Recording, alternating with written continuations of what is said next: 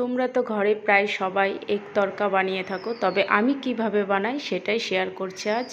প্রথমে তরকাটাকে আমি 2 ঘন্টা মতো ভিজিয়ে রেখেছিলাম, তারপরে প্রেসারে সেদ্ধ করে নিয়েছি।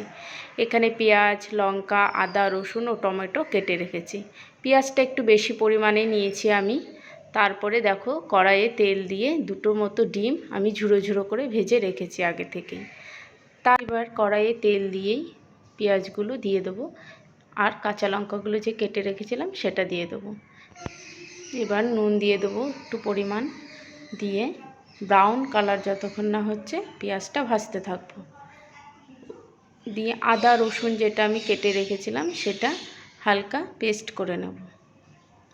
পেস্ট করে দেখো টমেটোগুলো দিয়ে দিয়েছি, দিয়ে ভালো করে নেড়ে নিয়েছি। তারপরে যে বাটাটা ছিল আদা রসুনের সেটা দিয়ে আবারও কিছুক্ষণ কষিয়ে নিয়ে তারপরে সামান্য চিনি ও একটু হলুদের গুঁড়ো দিয়ে দেবো। দিয়ে আবারও কিছুক্ষণ নাড়তে থাকবো। ভালো করে নাড়া হয়ে গেলে বা মশলাটা কষানো হয়ে গেলে যে তরকা ডালটা ছিল সেদ্ধ করে সেটা দিয়ে দেবো। দিয়ে আমি ডিমগুলোও দিয়ে দিয়েছি। আমি ডালটা সেদ্ধ করার সময় নুন দিয়ে সেদ্ধ করেছিলাম, তাই আমি আর নুন দেব না। এবার ওই তরকা মশলাটা দিয়ে খানিকটা পরিমাণ ধনেপাতা কুচি দিয়ে একটু নেড়ে নামিয়ে নিলেই তরকা রেডি।